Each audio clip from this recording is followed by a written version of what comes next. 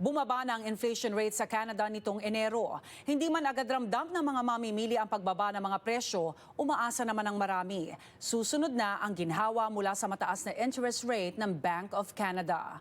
May report si Teresa Redula.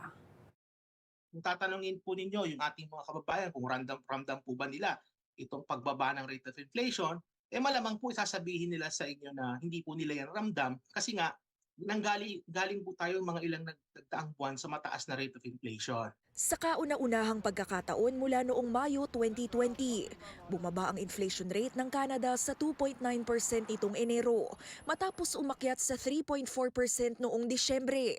Pero ramdam na ba ang ginhawa ng mga mamimili? I just spent $135 on 12 things, I think. No, I have not.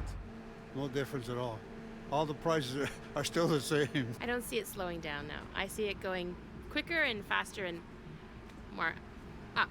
Sa datos na inilabas ng Statistics Canada Martes, ang pinakabagong inflation rate ay bunga ng pagbaba sa presyo ng gasolina, gastusin sa groceries, pati na rin ang pagbaba sa presyo ng air travel.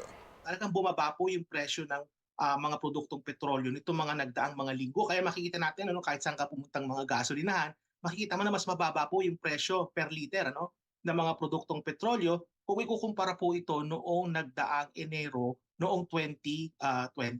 Itong pagbaba ng presyo ng produktong petrolyo, ito po yung humila rin na pababa dun sa rate of inflation para po sa mga ibang mga produkto. Bumaba rin noong nakaraang buwan ang presyo ng karne, prutas, dairy at bakery. Pero ang pinakapabigat pa rin sa bulsa ng mga Canadians noong nakaraang buwan, ang presyo ng pabahay na tumaas ng 6.2%, doble sa kabuuang inflation rate. As much as they say people need to spend less, all they're doing is putting all their money into paying the high interest rates that are happening right now, and at the expense of buying food and providing good shelter for themselves.